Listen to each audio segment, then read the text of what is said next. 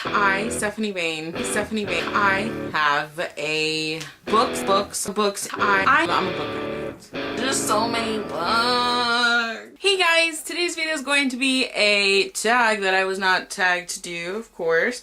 And it is well, I don't really think it's a tag. I don't know. It's the Bookish Scenarios video. So let's just get into this. The first question is, you have to get rid of all of your books and you can only keep one from each of these genres: contemporary, fantasy, non-fiction, and one other genre of your choosing. What books do you keep? Shit. I picked my book. So for fantasy, I would pick Red Rising, because this is a fantasy dystopian novel by Pierce Brown, which is my new absolute favorite book of the year. Love this. For contemporary, I chose The Fault in Our Stars because it's a beautiful story and I could totally reread this a million times.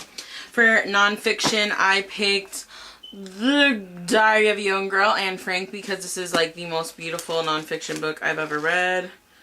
I love this. It's mo good. And then for a genre of my choosing, it would be a mystery novel, and that is Stieg Larsson's The Girl with the Dragon Tattoo. So you're at a bookstore and you hear a teenager telling their mom they don't like to read, but their mom insists they pick something. You walk over and recommend a book you think is great for people who aren't big on reading. What book is it? I'm gonna go with, this is gonna be my option for everything, I swear, Red Rising by Pierce Brown, because, well, his book is action-packed, it's gory, it's interesting, it's fun, and you kind of just get really grasped and like sucked into this world. So especially if it's a teenage boy, he's gonna want to read this. Like, seriously. Seriously. The next book is You're Not Feeling Yourself and Need a Pick-Me-Up. Which book do you read to put yourself in a great mood? This may seem like an odd choice, I don't know, but it would be any of the Night World series, especially at this time. I've really just been wanting to read these again. I'm in that mood. I love them, and what I really like is the entire series is a very fast read. Just waiting for the last book to come out. But definitely a Night World book. I love them, and it's bind up. So there's 3 of these and there's 3 books in each of these. Number 4 is you go back in time for a day to your teenage years. What book would you most likely have caught yourself reading? Like legit teenage and not a Twilight book, it would probably be Water for Elephants. I read this my 11th grade year. And BT dubs, I put my movie tickets inside my books. Yeah, I read this my 11th grade year, a year after it came out, a year or 2 after it came out, and I read this all up in school and stuff, but I just, you know, I wanted to choose something that wasn't Twilight because I was reading that my senior year, so this is a little bit younger. Okay, your number 5 is your friends surprise you with a 4-day trip and you have 1 hour to pack. What book do you bring to read on the way? Mortal Instruments by City of Bones, of course, by Cassandra Clare.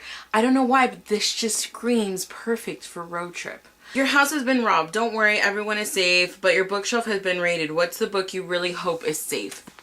The Host by Stephanie Meyer. As much as I love Meyer the books, I have an attachment to this one for some reason, and also because I think I'm still waiting for the rest of the series to come out at some point in my life. Hopefully I'm alive.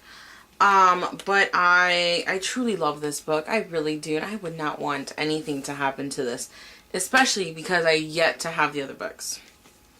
Like, I need the other books, people.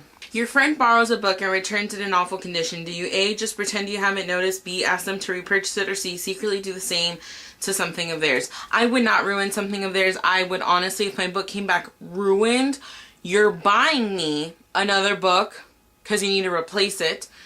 You can keep the ruined one. I could really care less, and you will never, ever, ever borrow my books again. But guess what? I don't lend out books anymore. So too bad for all of you that I know that want to borrow my freaking books. It's getting crap. I just half the time you don't get them back, and then you forget which ones it is. So no more lending out books unless it's like to my sister. She's an exception. But yeah, that is the Bookish Scenarios tag. So I'll see you guys next time. Bye.